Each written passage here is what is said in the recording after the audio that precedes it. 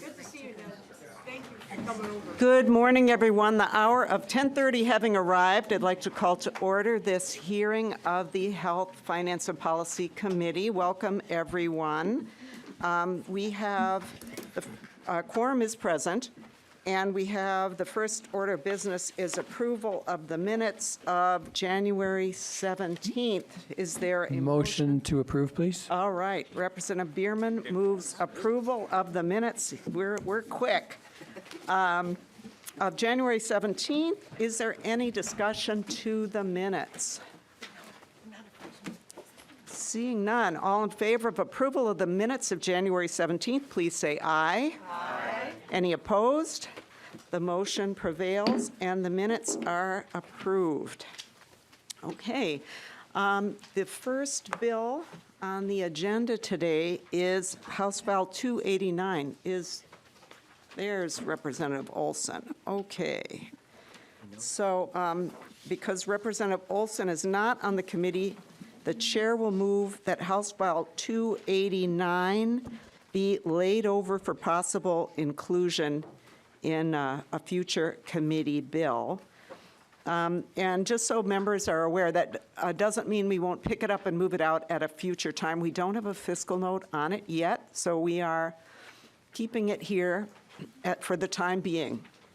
And there is an author's amendment, and so the chair will move the author's amendment, and let's see, what is the number on the author's amendment? That would be the A1 amendment. So the chair will move the A1 amendment, and to get the bill in the order in which the author would like to have it discussed. So any discussion to the A1 amendment? Representative Olson, do you need to describe it at all? I think it's pretty straightforward. All right, seeing none, all in favor of adoption of the A1 amendment, please say aye. Aye. Any opposed? Nay. The motion prevails and the amendment is adopted. So Representative Olson, to your bill as amended. Thank you, Madam Chair and members, and thank you for hearing House File 289. So the Positive Pregnancy Support Act reforms the state's positive alternatives to abortion program to address misleading and coercive practices and ensure that state dollars are available to grantees who meet the program's long-stated goal of supports for pregnant people and new parents.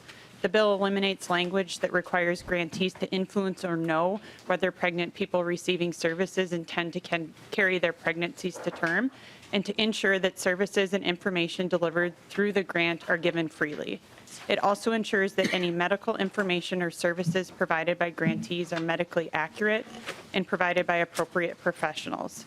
Finally, it opens the program to any organization that can deliver the services required, eliminating a gag clause against organizations that have any ties to abortion providers. So I'll walk through the bill. The title, we changed the title, the bill changes the title from the Positive Abortion Alternatives to Positive Pregnancies. This change is keeping in line with the long-stated goal of non-directive, non-coercive supports for pregnant and parenting people, and in keeping with the Minnesota Supreme Court Doe v. Gomez decision, which states that state law should not preference one birth outcome over another. Subdivision 1 deletes the current definition for abortion, non-directive counseling, and unborn child, and adds a definition of medically accurate, which was referenced in Subdivision 2.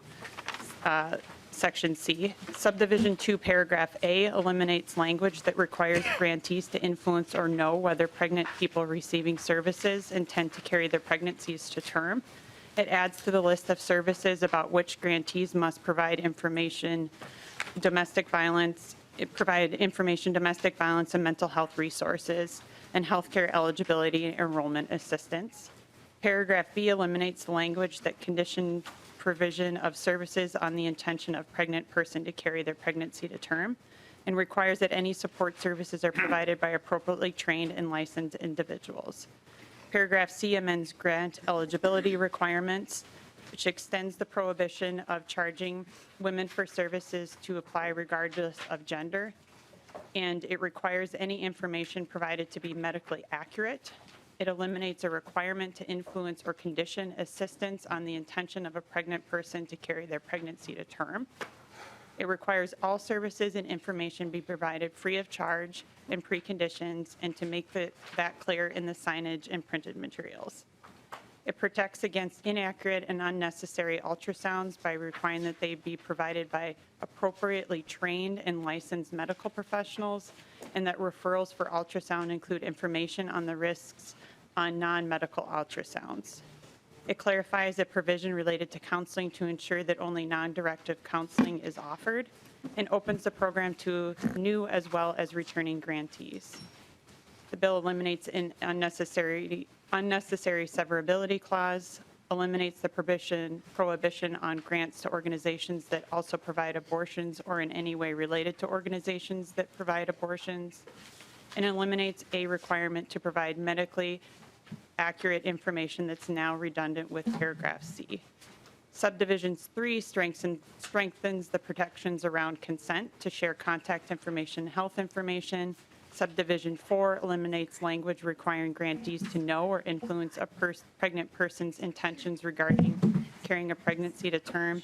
Subdivision 5 eliminates a reference to a now deleted section, and Subdivision 6 is deleted to remove unenforceable language related to the Supreme Court jurisdiction. And with that, Madam Chair, that is the bill, and I know there are testifiers. All right, thank you very much, Representative Olson. And before we get to the testifiers, and we've had a number of people sign up, which is great, and we didn't require sign up today, so I just want to ask if there is anyone in the audience who intends to testify on the bill but did not sign up. I just want to make sure we have enough time for everyone who wants to testify.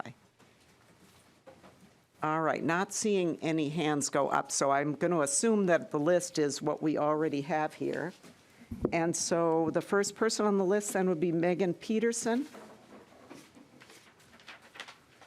And we have, let's see, we have, I think, nine people signed up. So we still do need to keep our testimony kind of brief, but, we don't have to keep people quite as on task as we did in previous hearings, but we just would ask everyone when you come up to please be concise in your remarks. Welcome to the committee. Please state your name for the record. Thank you so much. Good morning. Thank you, Chair Liebling and members of the committee for this opportunity to testify in support of HF 289, the Positive Pregnancies Support Act. My name is Megan Peterson. I'm the Executive Director of Gender Justice. Gender Justice is a legal and policy advocacy organization based here in St. Paul, and we're dedicated to advancing gender equity through the law. We believe that every pregnant person deserves support without conditions, information without bias or restrictions, and resources that meet their needs. There are many excellent organizations throughout Minnesota that offer a full range of services, resources, and reliable information to pregnant people without judgment or agenda.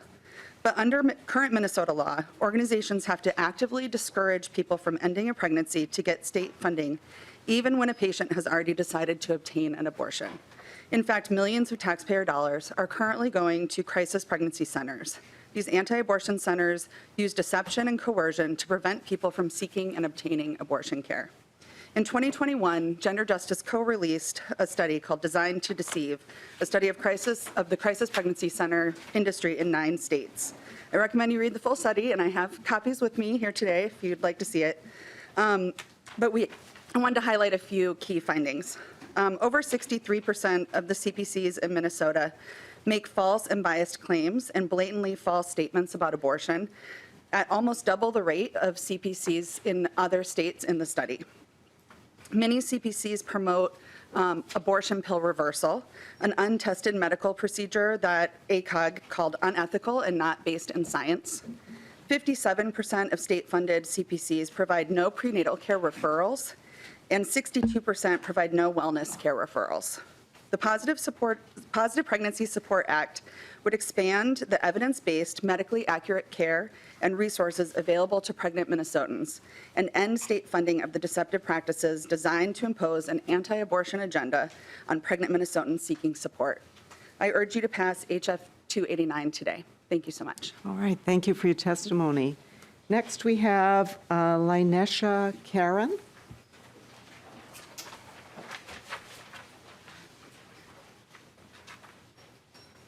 Welcome to the committee. If you would just state your name for the record and go ahead with your testimony. Thank you.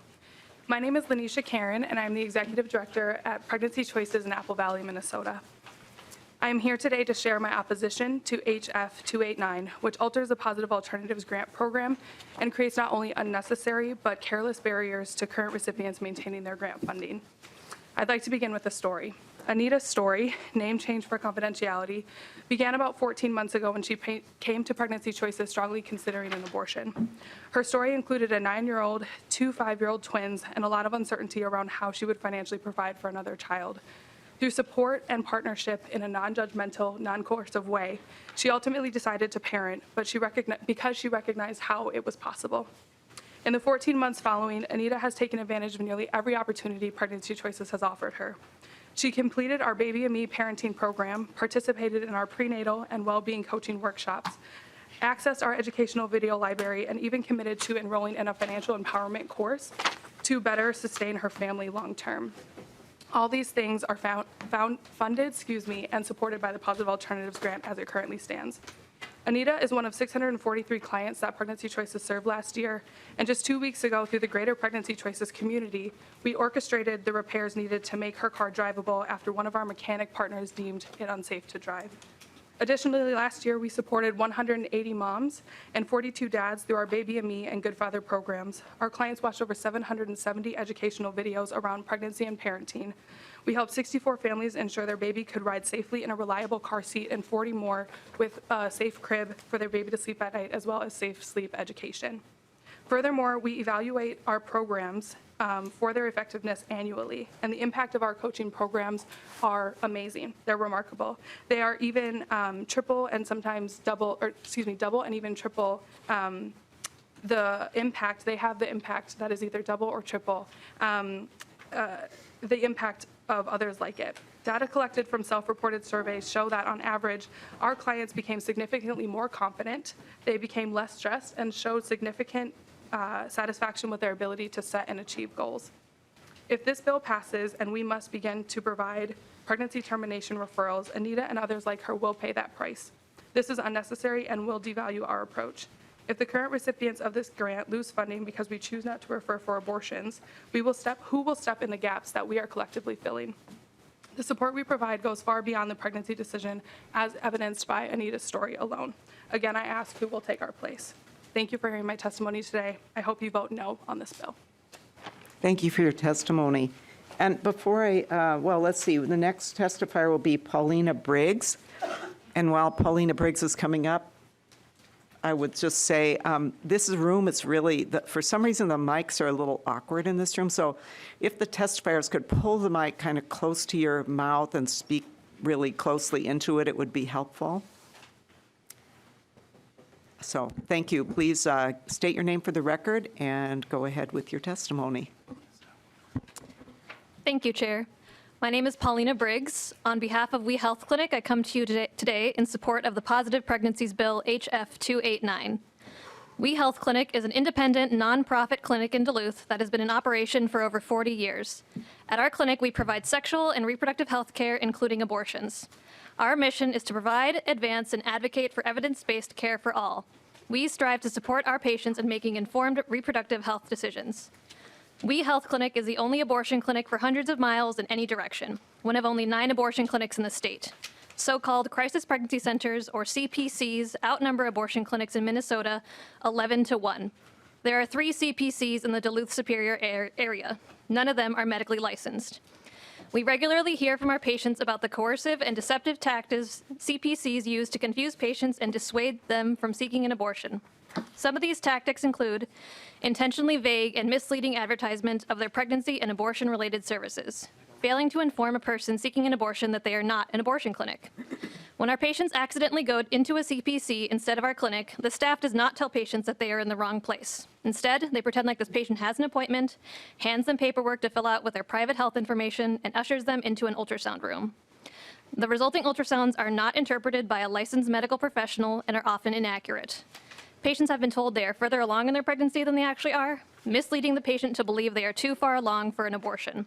Other times, patients are told they are early in their pregnancy and are reassured they have plenty of time to think over the decision to have an abortion. But by the time they come to us, they are past our gestational limit for an abortion. Alarmingly, we have even seen instances of CPC ultrasounds which missed important pregnancy anomalies, putting a pregnant person's health at risk. Patients who go to CPCs are told exaggerated, medically inaccurate information about the risks and complications of abortions, a medical procedure which is 19 times safer than childbirth. The coercion doesn't stop once a patient has left the CPC. They use contact information collected upon intake to continue calling patients for weeks afterwards. Years ago, a patient brought in a brochure from a CPC. One excerpt from that brochure read, "Pregnant women experience a surge of hormones which interferes with their ability to make important life decisions." That misguided and medically inaccurate quote sums up the disregard CPCs have for pregnant people's dignity and bodily autonomy. The Duluth recipient of the current Positive Alternatives Grant aligns themselves with these CPCs, listing them on their resource list. Among the other so-called resources listed are various anti-choice organizations, including the group of anti-choice protesters who gather outside our clinic each week, blocking patients' entry into the building, trespassing onto our property, and yelling anti-abortion sentiments at the patients entering our clinic. CPCs and their partner organizations who receive Positive Alternatives Grant funding as it is currently written, weaponize compassion and subvert evidence-based medical care. This bill works to provide Minnesotans facing decisions surrounding a pregnancy with what they deserve: reliable, unbiased, and medically accurate information and resources for all pregnancy outcomes. I hope that you vote in favor of this bill. Thank you. Thank you for your testimony. Next, we have Jill King. And following Jill King will be Jill Collins, so if you could be ready. Welcome to the committee, and please state your name and go ahead with your testimony. Thank you. My name is Jill King, and I'm the Executive Director of a Pregnancy Resource Center in Forest Lake, Minnesota. We are currently recipients of the Positive Alternatives Grant, and the grant is a tremendous help to our center. It currently is 40% of our budget. I am here to oppose the changes being proposed to the Positive Alternatives Program through HF 289, and I encourage you to vote no. Our center has been open and serving pregnant and parenting women and families since 1982. We provide support to all women and families who seek it from us. In the last 5 years alone, given we live in a small town, we have helped over 725 women and families with over 4,700 visits to our center. Of those 725, over 50% of them came to us because they wanted an alternative to abortion. We are able to provide them with the support they needed to become parents. We do this through educational programming where they can come and learn how to prepare for their baby and how to care for their child after birth. Our care does not stop with one visit. We walk alongside a woman or family for as long as they need us. We do not persuade a woman to make one choice over another. We simply let her know that there's support for her if she wants to carry this pregnancy to term. The Positive Alternative Grant has allowed us to grow and expand in ways that we never would have been able to. We were able to move to a location that is easily accessible to everyone in our community, especially low-income families. We've been able to hire more staff and to meet the needs of the women we see, and have been able to expand our services to meet the ever-changing needs of our community. Some of our services include prenatal and parenting education classes, material support for things like formula, car seats, diapers, baby clothing, infant equipment, referrals to professionals for mental health care, prenatal care, and other medical care. The Positive Alternatives Grant was enacted to provide women with another option. When looking at this bill, specifically on lines 4.11 and 4.12, which state the recipients of the grant are to provide referrals for many things, including terminating pregnancy. If we are forced to provide referrals for abortion, we will no longer be able to receive this grant. I feel that there should be funding available for all options, not just those that provide or refer for abortions. Organizations that do so already receive funding on both the state and federal levels. Pregnancy centers provide valuable services to the communities where they're located, and losing this grant will greatly impact the services we provide, which in turn will impact the families in our community. A woman who wants an abortion does not need a referral from us. She already knows where to go. If she comes to us, She's looking for a different option. Thank you for your time, and I urge you to vote no on HF 289. Thank you. Thank you for your testimony. Jill Collins, followed by Jennifer Meyer. Welcome to the committee, and when you get settled there, if you would just state your name and go ahead with your testimony. Thank you so much. Good morning, Madam Chair and members of the committee. I am Jill Collins from Columbia Heights, and I am here as a concerned abortion patient advocate representing Robbinsdale Clinic, PA, as well as a concerned reproductive health educator. I support House File 289 because it will eliminate positive abortion alternatives funding crisis pregnancy centers, or CPCs. Minnesota taxpayer money should not be used to harm vulnerable people and communities. During my time as a graduate student, I worked on several projects that investigated crisis pregnancy centers. A report from the Alliance was released February 1st of 2022, defining crisis pregnancy centers, or CPCs, as anti-abortion organizations that seek to reach low-income people facing unintended pregnancies to prevent them from accessing abortion and contraception. There is clear evidence that encouraging people to carry unplanned or unwanted pregnancies can be harmful. And this is exactly what CPCs are set up to do, and Minnesotans pay for this through positive abortion alternatives funding. This is unethical. CPCs are not regulated because they are not considered actual medical clinics, which opens the door for misinformation and disinformation on abortion procedures and prenatal care. Of the 90 CPCs in our state, nearly 57 of them were found to recklessly provide incorrect medical information. CPCs do not have to follow HIPAA laws. Anyone visiting a CPC is at risk of having their information shared or sold without their permission. I have seen this firsthand while reading Google reviews of the CPC across the street from my workplace. That's not their only disturbing behavior.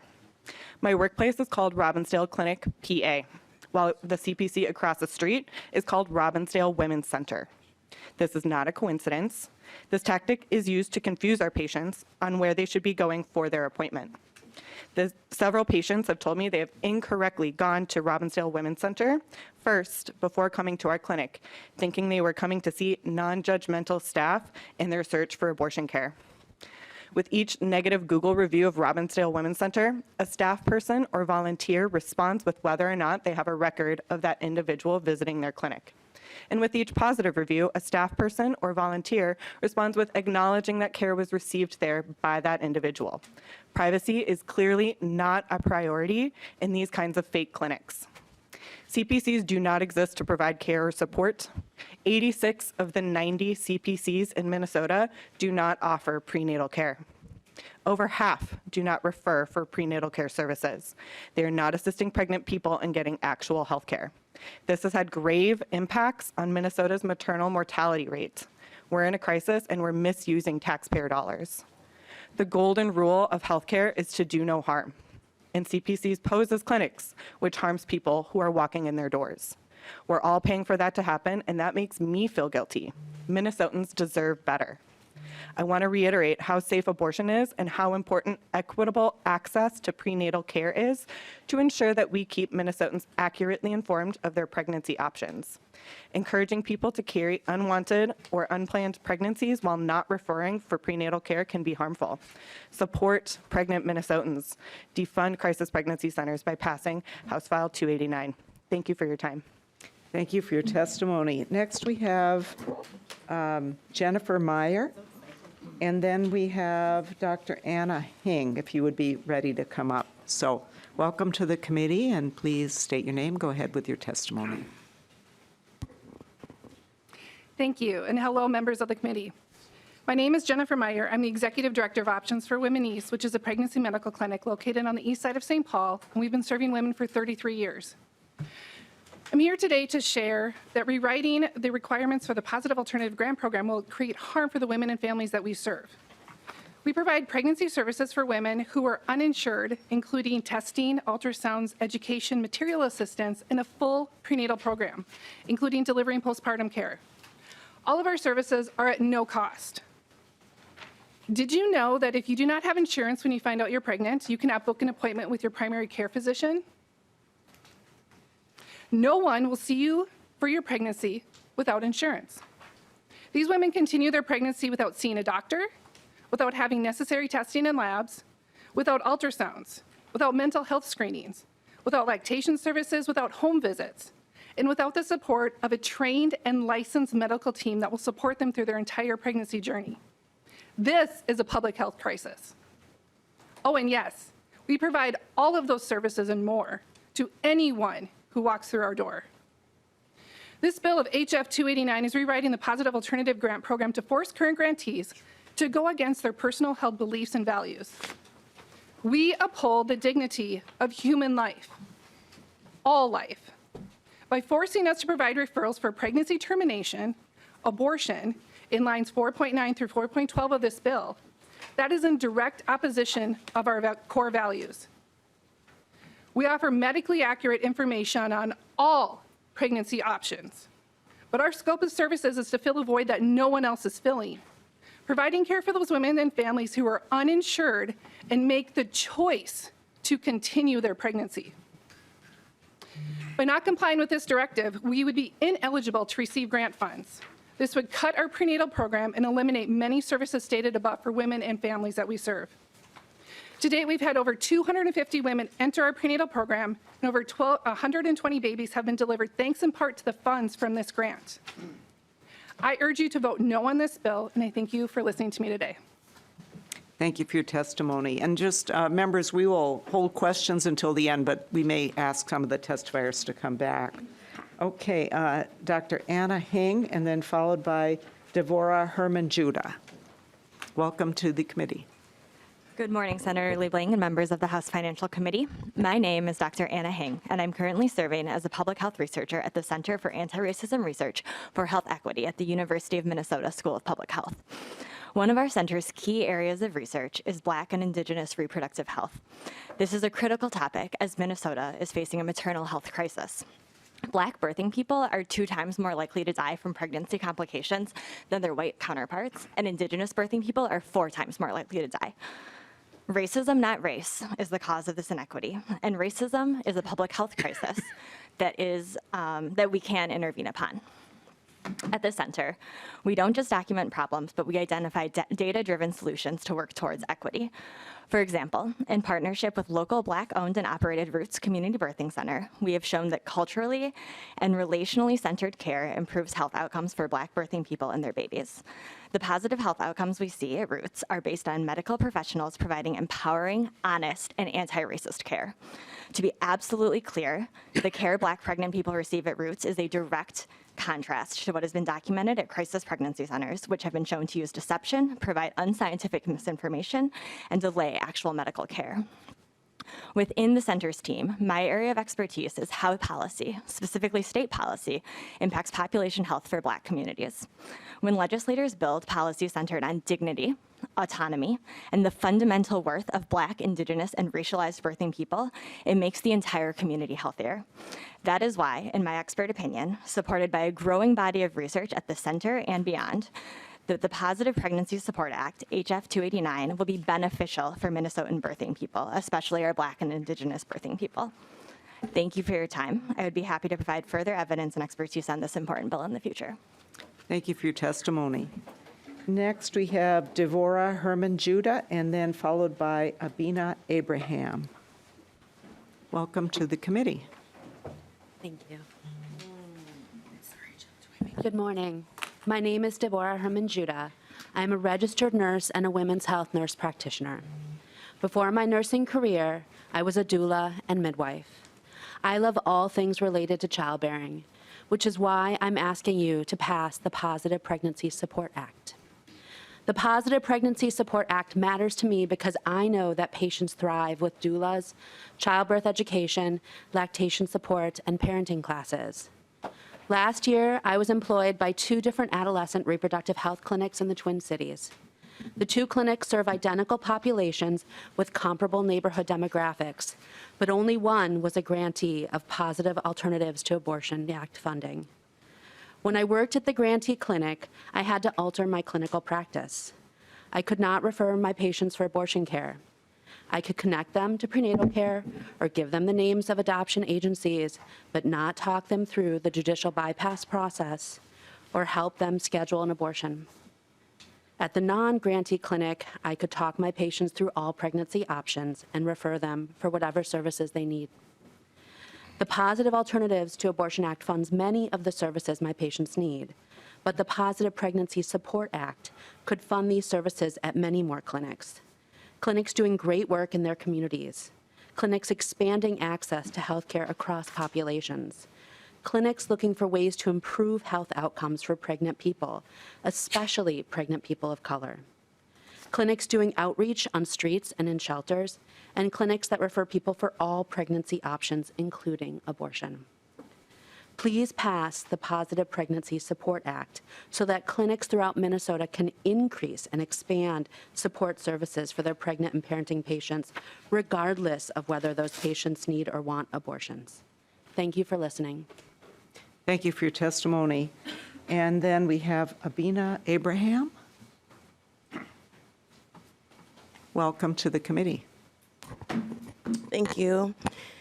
Chair Liebing and committee members, thank you for having me here today. My name is Abina Abraham, and I am one of the co-directors of the Black Immigrant Collective and campaign director at Unrestrict Minnesota, and I'm here today to speak in favor of House File 289. Black Immigrant Collective is a Black-led immigrant justice organization that works at the intersection of Blackness and immigration. And although our organization isn't a reproductive justice organization, our work in the community demands that we support House File 289.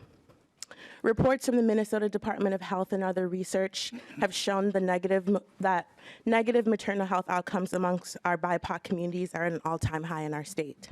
For example, last year, a report from the Minnesota Department of Health found that Black Minnesotans represent 13% of the birthing population, but made up for 23% of pregnancy-associated deaths. While Indigenous Minnesotans represent 2% of the birthing population, they represent 8% of pregnancy-associated deaths.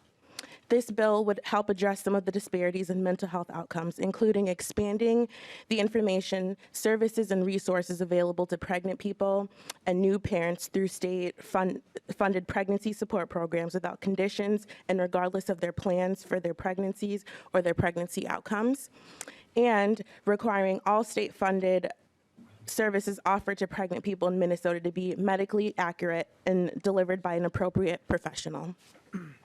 Most importantly, this bill will give the trusted organizations rooted in community that are cut out of the program by the gag order and by the program requirement that organizations had an alternatives to abortion program in place since 2011, the ability to operate in our community. Increasing the support network of providers for birthing people in our state and requiring the same level of professionalism and scientific grounding for state-funded pregnancy services as for other medical services are a critical first step to addressing Minnesota's racial disparities in maternal health outcomes.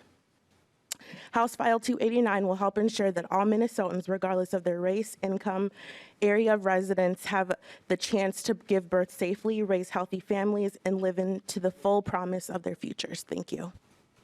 All right, thank you for your testimony. So that concludes the list of testifiers that we had. Let me just ask again if there's anyone in the audience who would like to testify on the bill. All right, not seeing anyone, so we will go to member discussion. On the list, I have Representative Fisher. Thank you, Madam Chair. And one of the things I thought I heard from one of the testifiers is that there are clinics out there that have got doctors that will not provide OB coverage if the patient does not have insurance. I can say I know that's not true. I know of clinics on the east side of St. Paul that do have take patients in with OB/GYN doctors if the people have no insurance and they write it off as charity care. So I do know that does occur. Right, thank you, Representative Fisher. And I think I could look to House Research. Probably our federally qualified health centers are in that category as well. So I think we do have, in fact, I don't know if Mr. Chun or who exactly could confirm that, but I assume that they do take people who are uninsured. That's kind of part of their mission, in fact. Right? Mr. Chun, did you want to say any? Is that in fact the case? Madam Chair, I would just say that I think they are required to accept people of low income and they would charge them on a sliding scale. Right. All right. Thank you for that.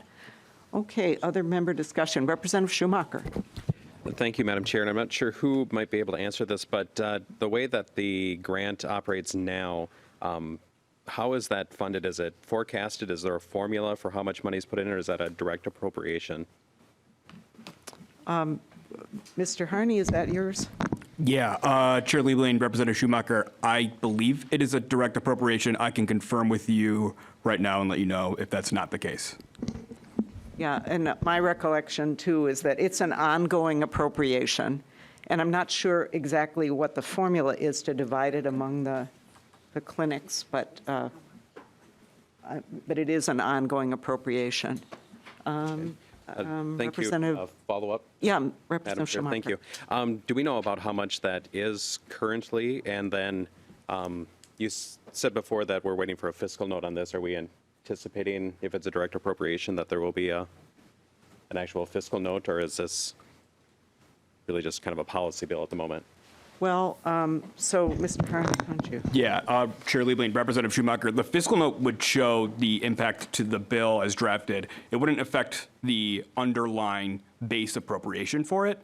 It would show the cost to changing the grant administration. So that's a little bit of the nuance here. I am unsure as to the base amount itself that we're talking about here, but I'm happy to provide that to you in the committee once I can figure that out. That would be great. Thank you, Madam Chair. All right, thank you, Representative Schumacher. And I would just say that I think we will be looking at the amount as part of our budgeting process, because this whole issue, I would say, of making sure that pregnancies are supported and that people, I think we want to do a lot better in this state, frankly, to make sure that pregnancies are healthy, that we reduce those disparities that we've been hearing about, and that we really do support parents and make it more possible and more, that when people decide to have a family, that they feel supported by the community. I think that's really important to all of us. So that is kind of part of our thinking as we go forward into the budgeting process. Representative Backer. Yeah, thank you, Madam Chair. To the author, Representative Olson, can you provide an example of the providers that would be eligible under this, if this would get passed, this proposal would get passed, but that is ineligible with our current law? Representative Olson. Thank you, Madam Chair, and thank you, Representative Backer. So just to be clear, we're changing eligibility, and as we're hearing from testifiers, is if current grantees are willing to meet the criteria that we have in this bill, they would still be eligible to pursue these funds. It would open it up for other providers, I believe, like the WE Clinic in Duluth, that currently is not eligible for these funds, but could be eligible if meeting these criteria and applying for this grant. Representative Backer? Okay, thank you. So, And Representative Backer, you might need to pull the mic. you know what? Thank you. Thank you, Madam Chair. Appreciate it. But now you can hear me. I have a loud voice as it I is. could hear you, but I don't know if the people online could hear you. Thank you. Thank you. I appreciate that. And that's, Representative Olson, that's concerning to me because I had the opportunity to visit one of these centers in my district in Fergus Falls, and I was quite impressed in how they help individuals and being so fair. I'm troubled with some of the testifiers that we heard today, basically grouping some of these centers as it seemed to be, and I apologize if that's not the case, but it seemed to me that trying to group that there's a pattern of not giving out the information. The ones that I've had the opportunity to visit with, they do everything that they can to help these people. And I said last week, we, as a state of Minnesota, need to do more about compassion. That's one of the reasons I serve as a volunteer for our ambulance service. And these centers that I have met, crisis pregnancy centers, have a lot of compassion. So, and this bill really limits their ability to give them a full scope. That's my concern, Representative Olson, and thank you. I don't know if you want to respond, Representative Olson. We have several other members on the list. I'll let you have the last word, of course. Representative Brindley. Thank you, Madam Chair. And Representative Olson, I have to say, I think we have officially hit like bizarro world on this issue. You know, I get, obviously, we will be hearing on the floor today, House File 1, we heard House File 91. I get that there is an element in this room, in this legislature, who wants abortion at any cost for any reason. But today we are seeing, we also don't want people to consider any other alternative. Like, what in the world Representative is this Brindley, bill about? Representative New Brindley. Madam Chair? There is no clapping in the room. I'm sorry, you will have to leave if you can't control yourselves. I would just ask you, Representative Brindley, to refrain from impugning motives. You're doing that a lot. Please continue. I will do my best, Madam Chair. However, I would suggest that there were a lot of motives impugned through the testifiers. Calling people liars, calling people anti-choice. Well, here we're anti-life. We don't want life under any circumstances, apparently. There are real problems I would with ask this you to bill. refrain While from this that, opens up, as Representative Backer asked and got the answers, this opens up the grants for additional providers. It very clearly and purposefully eliminates opportunities for current providers. That is the intention of this bill, and it's so absurd. I mean, as I go through the language, even things like on lines 3.19 to 3.21, that they can't require ultrasound, counseling, media, participate in any activities prior to or as a condition of receiving information. I want to thank our pregnancy resource folks in the room. Thank you for what you do. And thank you for saying, hey, come and participate in this parenting class. And when you do so, we're going to help you. And let's be honest, you help them anyway. But you incentivize these women, these families, to learn how to do it better. You provide financial literacy. You provide parenting classes. You provide formula. You provide diapers. You provide car seats. This is an incredibly valuable service in this state. And the purpose of this bill is to eliminate these programs, plain and simple. I have never seen such a political issue come through the House of Representatives. It is not enough to say that abortion is okay for any reason at any point. What we are saying through this bill is it is not okay to say that there might be another way. And for your family, you might not want to have an abortion, and we're here to support you in that choice. That's what we're doing here, folks. Like, it is bizarro world. Representative Nadeau. Thank you, Madam Chair. I had a question. This language that's being primarily repealed appeared to focus on alternatives for abortion, for pregnancy options. Are there other state programs like this that focus on pregnancies going to term? That's my first question. Does anybody know that? That would promote, other programs that would promote full-term pregnancy? Maybe Wraparound services for single moms, low income, culturally specific. Are there other specific programs that promote full-term abortion, or full-term pregnancy, I'm sorry? Yeah, well, let me see if House Research can answer that question. Great, thank Representative Nadeau. Ms. Clark-Fist. Madam Chair and Representative Nadeau, I don't know specifically, but the Health Department is here and they might be able to provide further information. That would be great.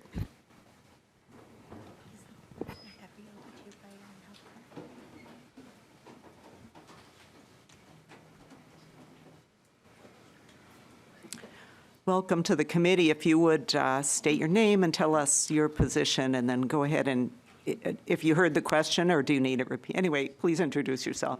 Sure, thank you. Noya Woodrich, I'm the Division Director for Child and Family Health, Minnesota Department of Health. We also house family home visiting, in my division, and that is another program and service that we would have available that would help support pregnant women. Yeah, thank you for that. And are there other, so I think, well, Representative Nadeau, does that answer your question? I guess it does. I don't know the extent of what that is. Does it include education and outreach and providing, educational services and counseling services and prenatal care and diapers and all these things that go along with what it appeared that this old act used to contain? To the test, I'm sorry, I didn't catch, tell me your name again, I'm sorry. Noya, N-O-Y-A, Woodrich. Woodrich, all right. Please, if you can. All right. Yes, family home visiting is a program where we fund local public health, tribes, and nonprofit partners to do home visiting for populations in their community. It is generally started during the pregnancy, prenatally, the home visiting, and can last up to the child's age of 2 years. And during that time, they're implementing a specific home visiting model, and there are about 5 or 6 of them that we support. Within that model is the education component of what you're speaking to. So they might be doing parenting education, early childhood development education, play education, like how do you play and interact with your child. In addition to that, they make referrals and connections to all of those other services that you mentioned. And it might be within their same agency, it might be with a partner agency, but it's through those referrals and connections to resources that they're able to access mental health services, chemical health services, diapers, formula, car seats, other supplies that a parent might need. And the home visiting is typically for the mother, but there are models and programs that support the same type of services for fathers as well. Thank you. All right. So it's fair to say Representative Nadeau. 5 or 6 programs that the Department of Health funds across the state. 5 or 6 agencies and. Maria Woodrich. No, there's more than that. I don't have the exact number with me, but almost every county health board in Minnesota implements a home visiting program. And then there's probably about 6 nonprofits and then all but 2 of the tribes. Okay. Thank you. All right. My next question has. Representative Nadeau, I know you're new, but please go through the chair. Go ahead. Sorry. My next question has to do with the eligibility component. There's probably a lot of people here that don't know. I actually do contracts for Hennepin County, and so I'm going to focus on the eligibility component in a second. But the first question that I want to ask has to do with lines 5.25 through 5.29. It's part of the privacy protection part of this this legislation. And the upper parts in subdivision 3, sections 1, 2, 3, up through B are pretty typical. That there has to be consent. It's confidential unless it's authorized by the person to be shared. But what's non-typical is 3B, which is where the document provides to the person for the purpose of obtaining consent has to be separate from any other privacy document. That's really non-typical, and I'm wondering why in this particular thing we're requiring that consent be a separate document than any other and the more typical consents where they're aggregated in one document. Is there a reason for that? Representative Olson. Thank you, Madam Chair, and thank you, Representative. I think we heard pretty clearly from some of the testimony today that there have been some pretty bad abuses of the sharing of data, and so to have extra protections to make sure that we are putting that in the language here to make sure that we are protecting the privacy of individuals seeking services in these programs that receive these grant funds. Okay, and final question, Representative Nadeau. Thank you, Madam Chair. And maybe we should start looking at this for some of our vulnerable kids as well. Maybe that's a good model to follow. Back to line 2.15, it's basically eligibility for the grants. There's a pretty long list of eligible services.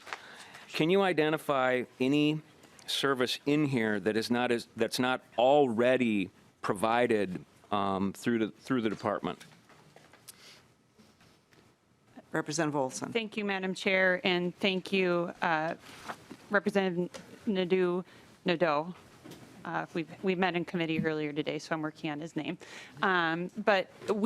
So one of the things that is talking about the services that we want to make sure that they have ability to access. We heard testimony today about uninsured pregnant people coming into the crisis pregnancy center. Well, we want to make sure that those folks have access to get into they're probably eligible for public health programs, right? And there's probably a way for them to get enrolled. So rather than accepting them being uninsured as the norm, let's talk about what do we need to do to make sure they get enrolled. And so we're making sure that referrals are happening, that people have access to get the services that would help beyond just that, getting the diapers or the formula. And so I think the insurance is a great example, and that's why we have it on line 2.22. All right, Representative Herr.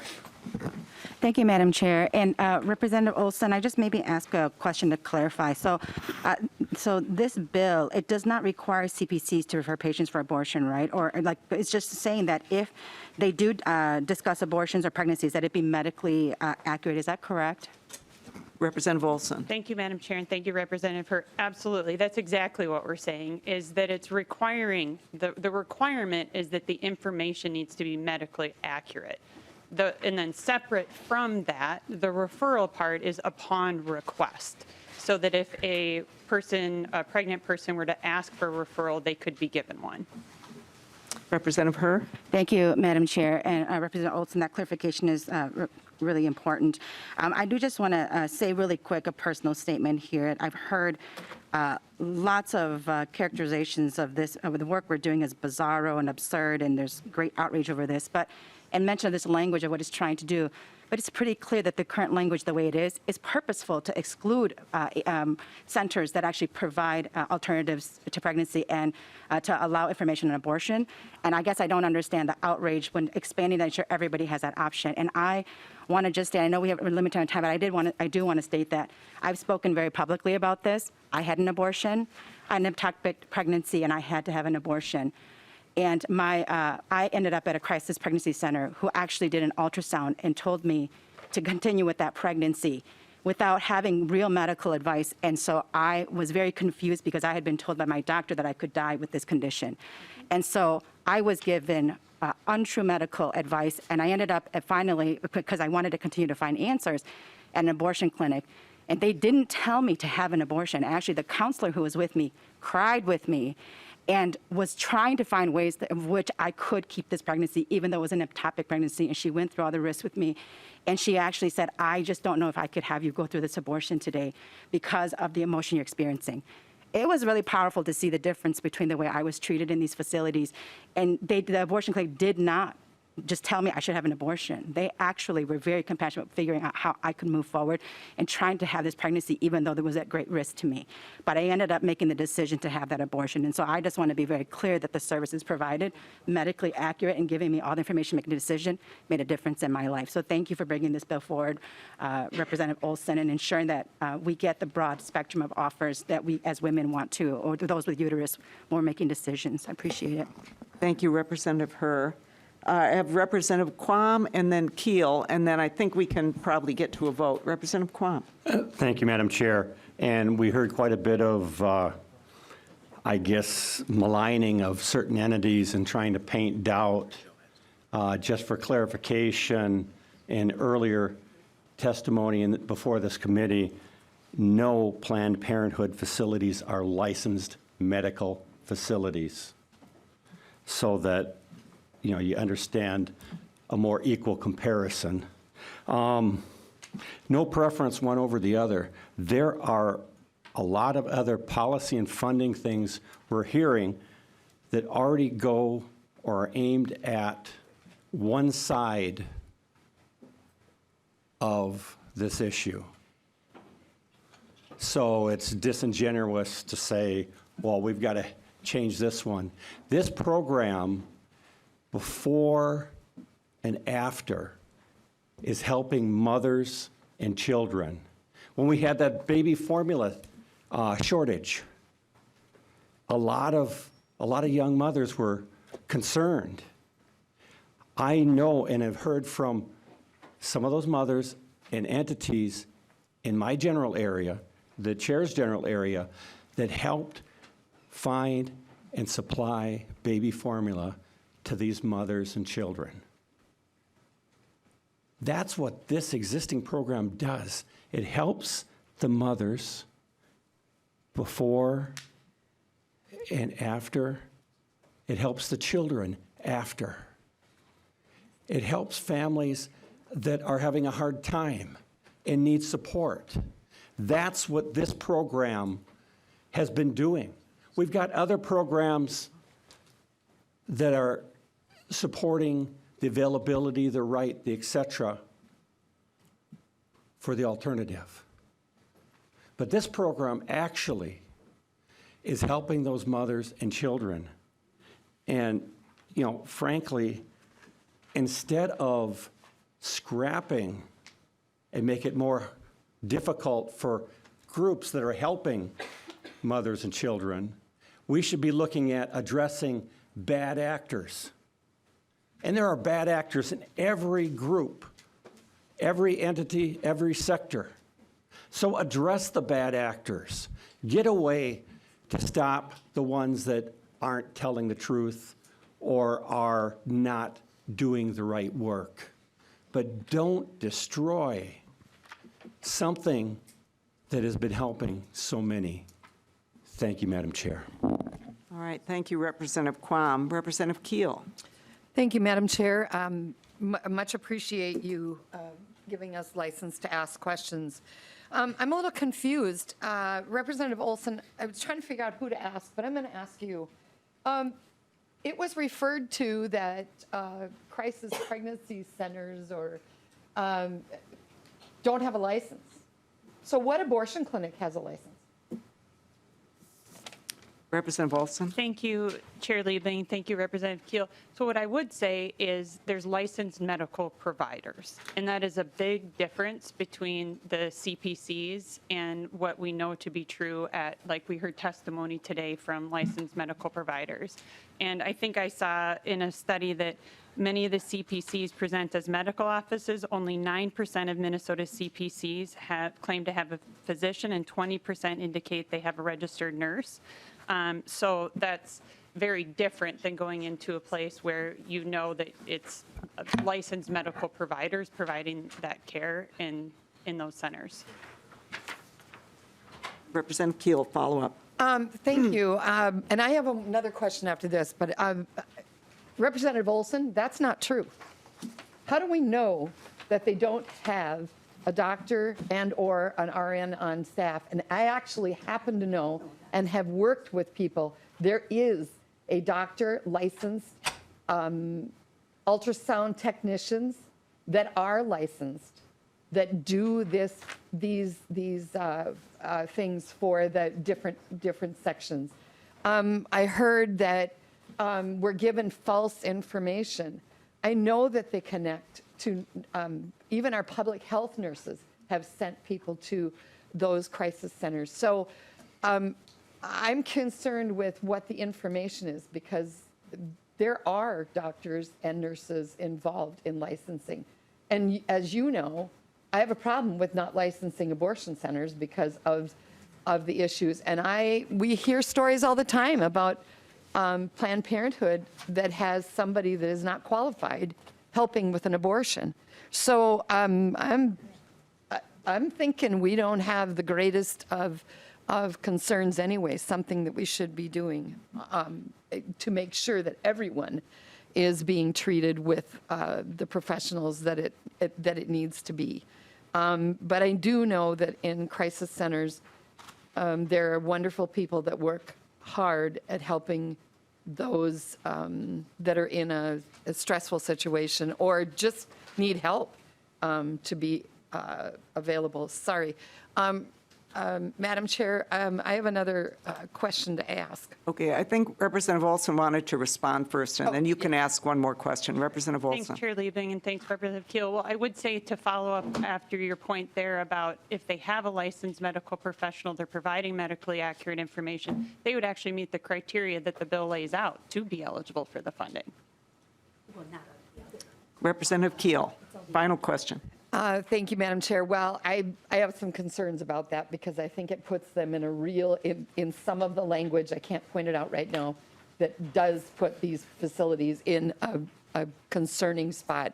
They're expressing it to me. So my other question is, why do we need to label all, relabel or add to all of the, excuse me while I get my glasses on page 2, we have all of these additional services that are required, even though we already offer all of this in Minnesota to pregnant women. I've never met a man that's pregnant, but I really want to do that. So anybody knows anybody that is male that is, anyway, pregnant, that's beside the point. Science, right. But I'm concerned why we're doing this again when in fact we have great, Minnesota has great ways to provide services to people. I think sometimes the concern is that we're not getting, that they're not aware of it or they're in a crisis and they don't know where to go. But I'm confused. Aren't we being redundant here? And anyway. Representative Olson.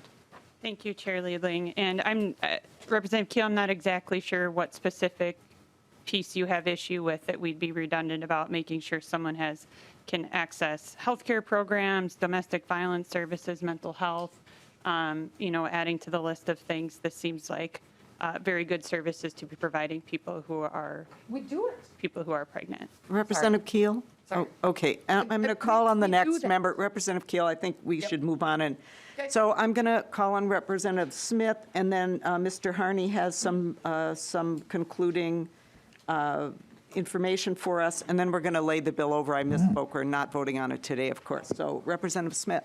Yeah, so first off, I just want to say trans men are real. They live in Minnesota. They're wonderful, and they deserve all the rights to make their healthcare decisions, and they should not be catching flack in this committee this morning. Just wanted to say that. They're wonderful, beautiful people.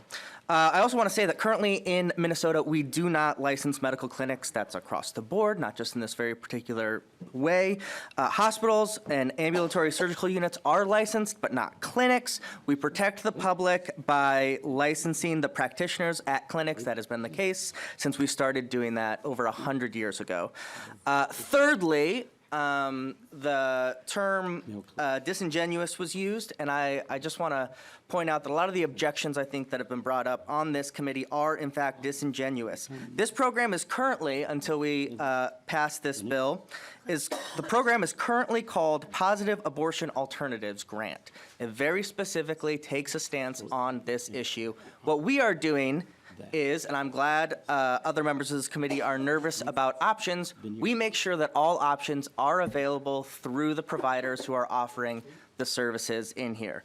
If you look through this bill, there's nothing that says current people who are providing things like formula that we've heard or diapers have to stop doing that. What they do have to do is be able to give medically accurate information, like Representative Olson has said very specifically. They have to have professionals look at things like ultrasounds. We're removing requirements from the current law as it is written. We're making this grant money more publicly available and make sure that that money goes towards actually giving all of the options. That's all this is doing. We're not saying anyone can't do anything specific. We're making sure those options are available. So I just think there's a lot of disingenuous things said. Very happy to support this bill. Thank you, Representative Olson, for bringing it. All right, thank you, Representative Smith. I'm going to call on Mr. Harney to give us some information. and support.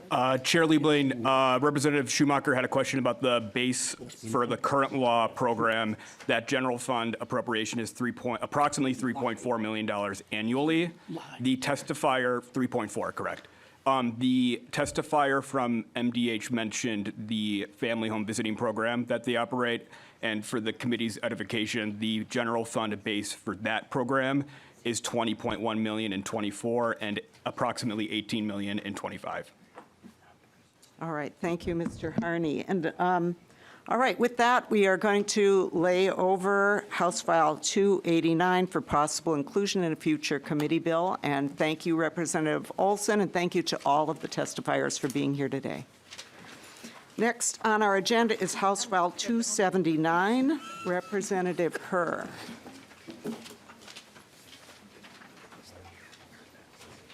It's a great program. And Representative Herr, since she is on the committee, it is her motion that House File 279 be re-referred to the General Register. Representative Herr, to your bill. Thank you, Madam Chair. And my bill will be a lot easier and simpler. This bill is actually just a technical bill for dentistry. And just to go over the changes really quick, that it just changes one word from assisting to assistant, and then there is actually also a email or mailer list that gets compiled that will actually now be charged a $5 fee, which is consistent with the other boards in what they do when they compile lists and get those lists to the individuals requesting it. And just in case people have questions why there are these mailers, this data that is being put together is already public information. And the people requesting it usually is like dental professional licensees for recruitment to fill positions or for furthering education. So that is the gist of this bill, Madam Chair. And with that, I'm willing to answer any questions people may have about it. All right, thank you, Representative Herr. Was there someone who was going to testify on the bill, or? There was, Madam Chair, and the testifier unfortunately could not make it this morning. But I can answer any technical questions. All right, thank you, Representative Herr. And just so for members to note, there is a fiscal note in our packets that is basically no fiscal note. It's a zero. And so any questions or discussion? Representative Quam. Thank you, Madam Chair. And to the author, looking at 4.3 and 4.4, I don't see why that should be there. It's like you go to a restaurant and we're going to charge you for the plate, for the silverware. You've already, as stated, have a copy, public data of a mailing list. So someone calls in and says, can you send that to me? Obviously, they can send it through the email because they're asking for an email list.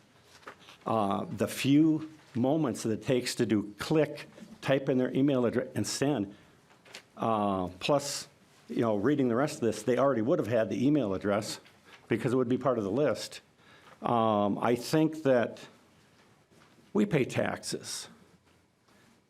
These people working in this area pay money in, and they ought to be able to get public information without paying for the couple of minutes that it takes an employee to do it.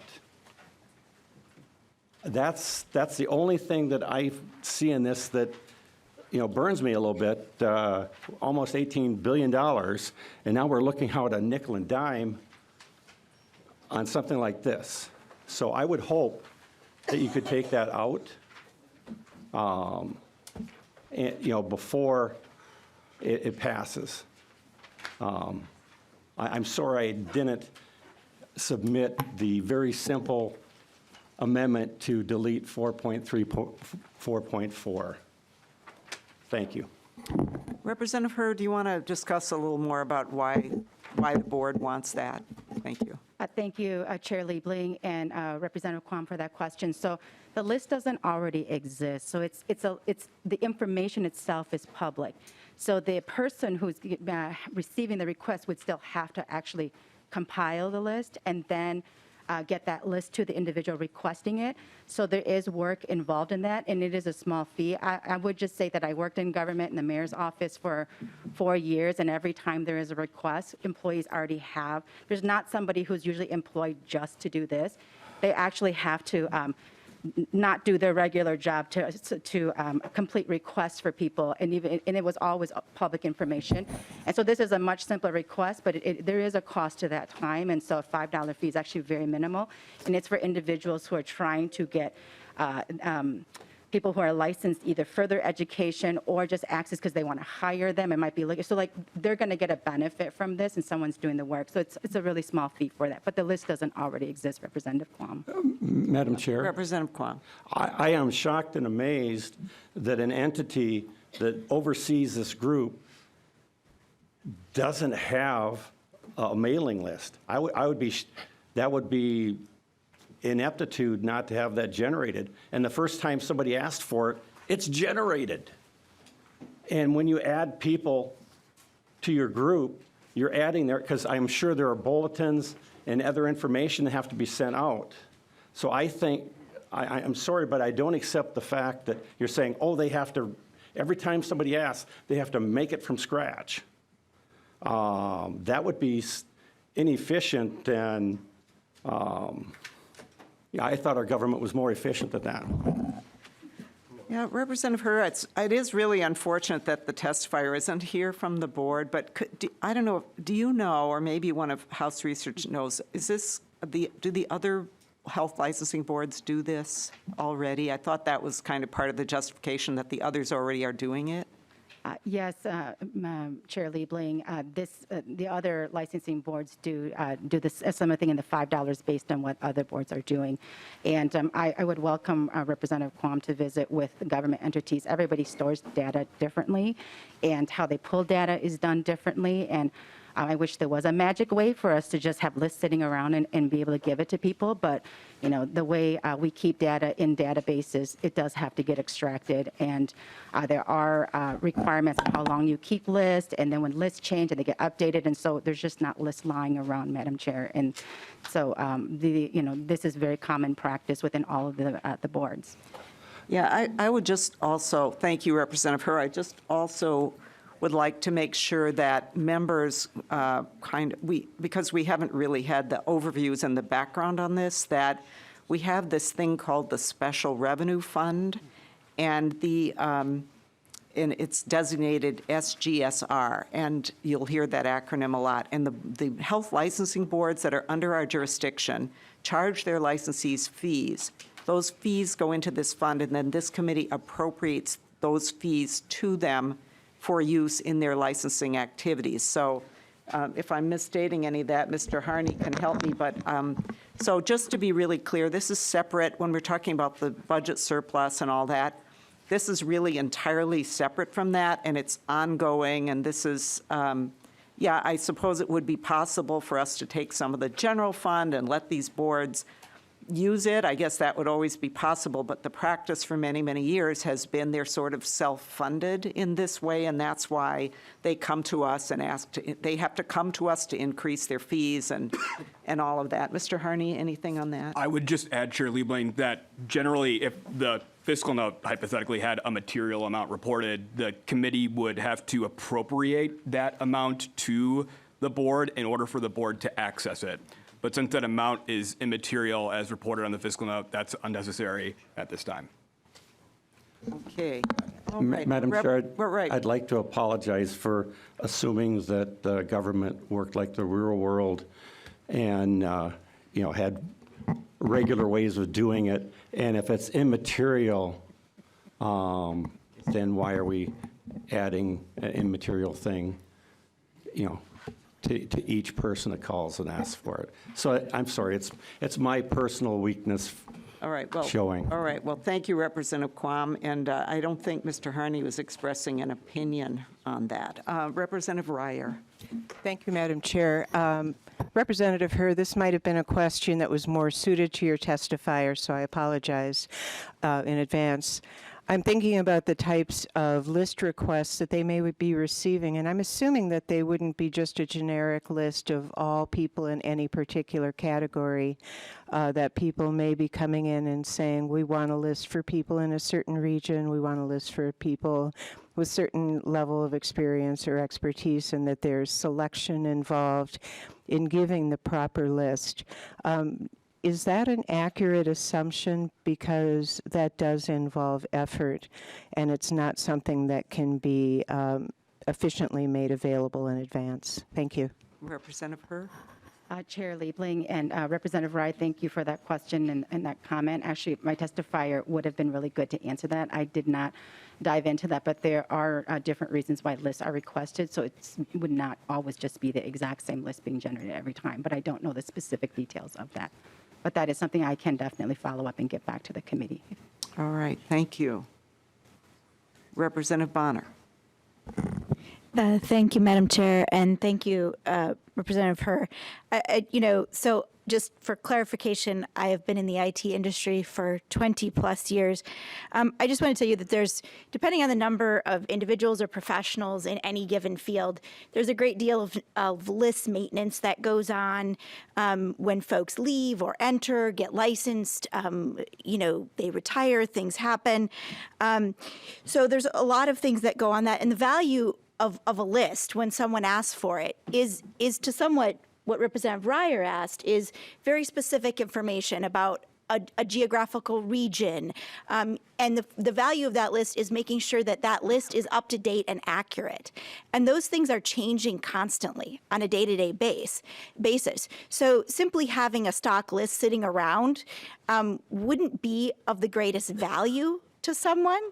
And I would argue that $5 is more than reasonable to any business who wants to use this information to have accurate, good information, not having to weed through a list and sift out the folks who may have retired or not get access to the folks who've actually put their license through in the last month or 2 months or whenever the list was last updated.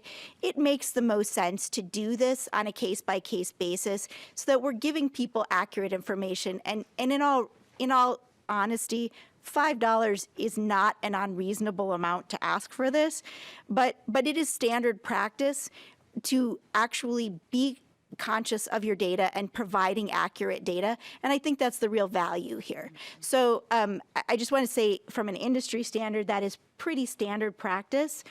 So I think this is more than reasonable, and $5 is well worth the value that anyone would receive from this particular item. So thank you, Representative Herr, for bringing the bill forward. Representative Herr, any final word on the bill before we vote? Just quickly, I didn't realize this technical bill would generate so much conversation, and especially something that is following on general practices. But I just want to remind this committee that you all passed a technical bill for the dentistry board last year, and this was just happened to be an omission from that, would have been included in what was already passed. And so I appreciate the committee's support to just get this technical piece through. And I think, just to respond quickly to Representative Quam and his criticism of the private sector and hoping that somehow wishing that they would operate like everyone else does. But I want to be very clear, I did spend 15 years in the private sector. And when you ask for a list from them, it cost a lot more. So I just want to say that this is $5 is reasonable, and I appreciate this committee's support of this bill. All right, with that, Representative Herr is going to renew her motion that House File 279 be re-referred to the General Register. All in favor of that motion, please say aye. Aye. All opposed? The motion prevails, and the bill is on its way to the General Register. Thank you, Representative Herr. And with that, we will reconvene on Tuesday. We will post the agenda, and we stand adjourned.